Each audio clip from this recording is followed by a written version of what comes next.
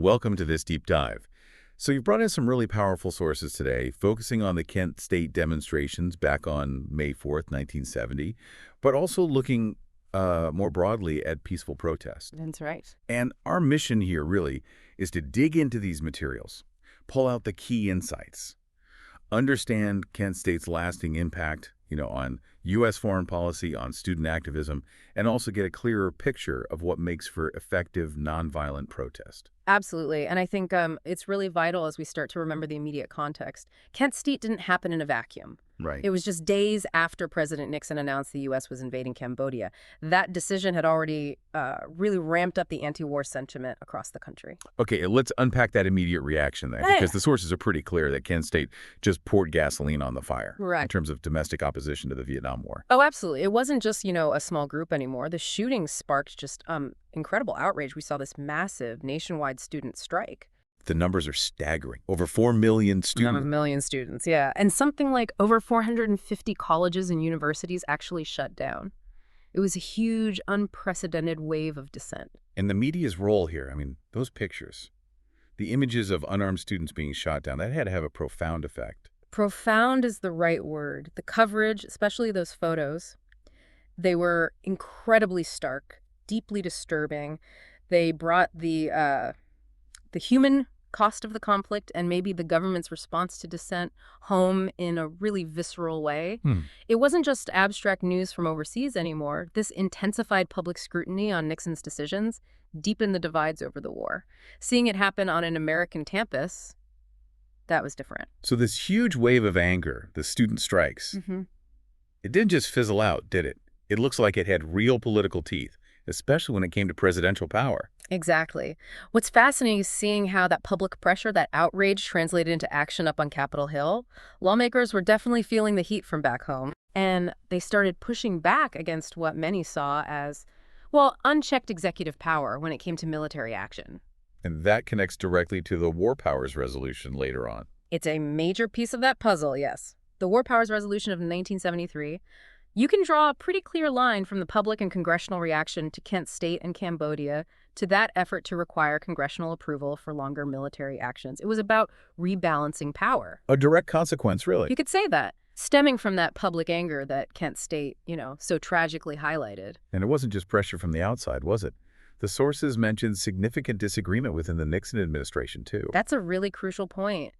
Yeah, even inside the administration, people were deeply troubled. You had 3 of Henry Kissinger's own aides resign in protest over the Cambodia invasion. Wow. And maybe even more strikingly, 250 foreign service officers resigned too. That tells you something about the depth of the crisis of conscience that Kent State and Cambodia provoked, even among those implementing policy. Okay, so stepping back, looking at the longer view, how did Kent State change the way people thought about U.S. foreign policy? Did it create a lasting shift, maybe more skepticism about intervention? I think it did. Kent State became this powerful symbol. For a lot of people, it came to represent let's say, the ethical and strategic problems with American interventionism. The shootings definitely fed into a growing public distrust of government, less faith in transparency and accountability. And that skepticism, it lingered. It shaped how people reacted to later military actions. And there's a suggestion in the sources that the way the Nixon administration handled the protests, kind of digging in, actually deepened their own isolation and maybe even nudged them towards eventual withdrawal from Vietnam. That feels like a big claim. It's a complex connection, but arguably, yes. The administration's perceived unwillingness to sort of de-escalate the situation domestically probably worsened the sense of crisis. That intense internal pressure, combined with the difficulties of the war itself, it likely contributed to a mood of greater caution, maybe, about future interventions, at least for a while. It's interesting, though, one source mentions this kind of erasure sometimes happens, where Kent State gets remembered mostly as a local tragedy, and the direct link to foreign policy criticism gets downplayed. That's a really insightful observation from the source material. Yeah, it raises questions about collective memory, doesn't it? Focusing on it as a local tragedy is understandable. It acknowledges the terrible human cost. But it can inadvertently sideline the fact that it was deeply tied into critiques of the war and government actions on a national and international scale. Maybe it was easier to process the trauma locally, but it risked obscuring those bigger political questions. Right. Okay, let's shift focus a bit to the impact on student activism itself. The scale you mentioned earlier, Yeah. the largest student mobilization in U.S. history. That's huge. It really was. That strike, 4 million students, it was an incredible demonstration of collective power. It showed what student movements were capable of. And it seems like it changed how people saw student protesters, too. Less of a fringe caricature, maybe. More Yeah. representative of, average young people concerned about major issues. I think that's fair. Before Kent State, yeah, there were definitely stereotypes. But the tragedy involved students who seemed, well, ordinary. It helped people see that a much broader range of young Americans were deeply engaged and politically active. It sort of legitimized student protest in a new way for some. And Kent State became this lasting symbol, didn't it? A rallying cry. That phrase, "they can't kill us all." It's chilling, but it captures something powerful about that moment. It really does. It speaks to both the danger, the vulnerability, but also this fierce determination. Kent State, tragically, became shorthand for youth challenging authority, demanding change, even when the risks were incredibly high. And it feels like that whole era of intense student activism then kind of bled into other movements. The sources link it to groundwork for women's rights, gay rights.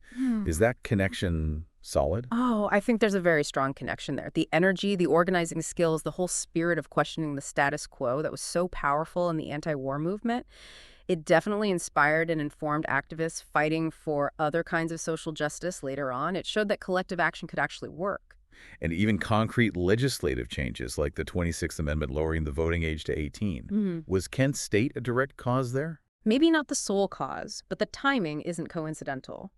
The intense student activism around Vietnam, amplified by events like Kent State, absolutely fueled the arguments for it. The logic was pretty powerful, wasn't it? If you're old enough to be drafted and fight, you should be old enough to vote on the policies sending you there. Makes sense. So Kent State really cemented this idea of protest as, well, fundamental, a key part of being an engaged citizen. Exactly. Despite the tragedy, or maybe because of it, it underlined how vital dissent and the right to protest are in a democracy. It was a stark reminder of the stakes and the need for people to participate in shaping their own governance. Okay, let's broaden out now, as you mentioned, to understanding peaceful and effective protest more generally. What is protest at its absolute core? Simply put, it's a public way of showing strong disagreement. People coming together, usually visibly, to voice their concerns about something and push for change. So if someone wants to organize or just take part in a peaceful protest, what are the key things to keep in mind to make it effective, according to these sources? Well, the sources lay out some really practical steps. First, you need to assemble and organize, get a group together, have clear communication. Okay. Then, define your goals. What exactly are you trying to achieve? What's the message?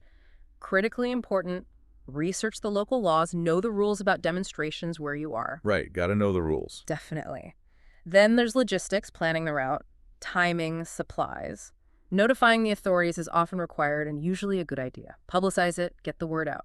And overarching all of this, stay committed to nonviolence and make sure participants know their rights. That distinction between peaceful and violent protest, it seems crucial, but maybe not always crystal clear on the ground. It's defined by intent and action. The key difference is the intentional use of physical force to injure someone or deliberately damaging property. Peaceful protest avoids that entirely. Violent protest involves it. And what pushes a protest towards violence? What factors contribute? Several things can raise the risk. Sometimes harsh responses from authorities, state repression can escalate tensions. Also, protests that pop up very spontaneously without much organization can sometimes be harder to keep peaceful because there isn't that structure or agreed upon discipline. And sadly, sometimes there might be individuals or groups present who actually intend to be violent or provoke a confrontation. Okay, so conversely, what really defines a peaceful protest? It's marked by that absence of violence we talked about. No physical harm, no threats, no weapons, no aggressive tactics. Instead, it uses nonviolent methods. Marches, speeches, sit-ins, boycotts, things like that. Okay. Generally, it also involves complying with lawful orders from authorities, unless, of course, it's a deliberate act of planned, nonviolent civil disobedience, and fundamentally respecting the rights and safety of everyone else involved, including onlookers and even those you disagree with. When does a protest, even if people mean it to be peaceful, cross the line into being unlawful? It can become unlawful if the group as a whole develops a shared intent to commit illegal acts, or acts violently in a way that causes public fear.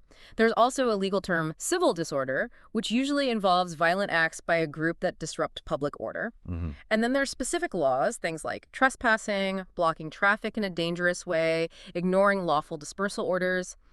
Violating those can make a protest unlawful, even if the overall goal was peaceful expression. The sources also give some really practical safety advice. Hmm. What are the main takeaways there for someone thinking about attending a protest? Preparation is absolutely key. Know the plan, research the location and relevant laws. Tell someone trustworthy where you're going and when you expect to be back. Good idea. During the protest, try to stay calm, especially if interacting with police. Keep hands visible. Be aware of your surroundings, always. Stick with a buddy or a group if possible. Documenting things like police actions can be useful, but only if it's safe to do so. Your safety comes first. Stay hydrated, carry water, and afterwards, leave with others if you can. Check in with your contact person, take care of any minor injuries, and maybe write down what you experienced. That's really helpful. Now let's look at some of those historical examples the sources provide. They really show the power of peaceful action. The Montgomery bus boycott, for instance. What made that so strategically effective? The Montgomery boycott, sparked by Rosa Parks, of course, was just a masterclass in sustained nonviolent resistance. Its power really came from that year-long economic pressure. 381 days, wasn't it? 381 days of Montgomery's Black community refusing to ride the buses. That economic hit, combined with the legal challenges, forced the issue all the way to the Supreme Court, which ruled bus segregation unconstitutional. It was absolutely pivotal for the whole civil rights movement. And then Gandhi's Salt March. So iconic. What was the genius there, beyond the symbolism? Oh, hugely symbolic, marching 240 miles to make salt in defiance of British law. But its effectiveness in 1930 was also practical. It mobilized a huge number of Indians, captured global attention, and really put pressure on the British. That act of mass civil disobedience against an unjust everyday law, it resonated incredibly powerfully. Yeah. And the Delano Great Boycott in the U.S., similar theme of economic pressure, right? What was key there? Exactly. Cesar Chavez, Dolores Huerta, the United Farm Workers. That 5-year boycott starting in '65 was all about hitting the growers economically. A crucial element was building alliances, getting consumers, unions, religious groups across the country to support the boycott and not buy grapes.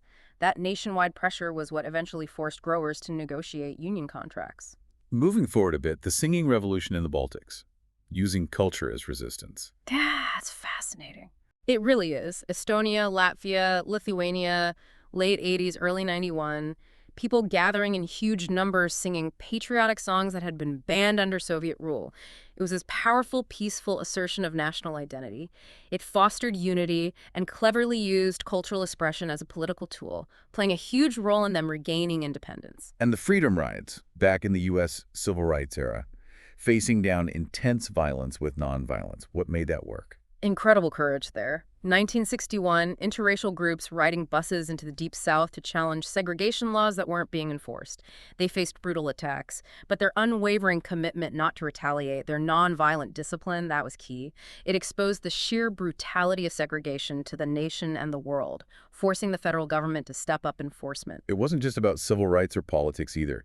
Peaceful protests for the environment, like the Piriora Forest protest in New Zealand. That's a great example. 1978. Activists literally living in tree houses to stop logging in this ancient forest. The visual of that, the sustained occupation, combined with public campaigning about the forest's value. It swayed public opinion, and the government eventually protected the area. Direct action for conservation. And the People Power Revolution in the Philippines. Millions in the streets, non-violently overthrowing a dictator. What stands out there? The sheer scale in 1986 is staggering. Millions of ordinary Filipinos protesting election fraud and Marcos's rule. It was this massive, peaceful outpouring. They effectively surrounded the military, offered them flowers. It neutralized the regime's ability to use force and led directly to Marcos fleeing and democracy being restored. People power, literally. Finally, the Solidarity movement in Poland. Hugely influential in ending communism in Eastern Europe. What were their methods? Solidarity, starting in 1980, was this amazing coalition, workers, intellectuals, ordinary citizens.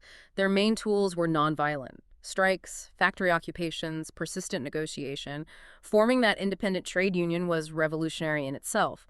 They just kept applying peaceful pressure, building public support, and eventually it cracked the communist regime's authority. And the sources briefly mention others too, the lunch counter sit-ins, Occupy Wall Street, the South Korean candlelight protests, all different contexts, but the same thread of peaceful action driving change. Exactly. Taken together, all these examples really drive home the point. Sustained, visible, peaceful protest across diverse issues and places has tremendous power to bring about significant change. It's not always easy or fast, but it works. So as we wrap up this deep dive, looking back at Kent State, exploring these principles, seeing these historical examples, it really gives you a much deeper appreciation for how these moments shape history and shape our understanding of civic engagement. It really does. It forces us to think about Kent State's legacy, sure, but also about how relevant peaceful protest remains today for tackling the issues we currently face. Right.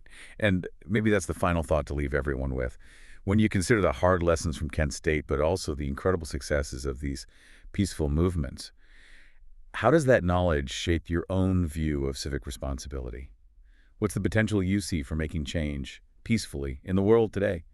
Something to mull over. We definitely encourage you to keep exploring this history. Definitely. There's always more to learn.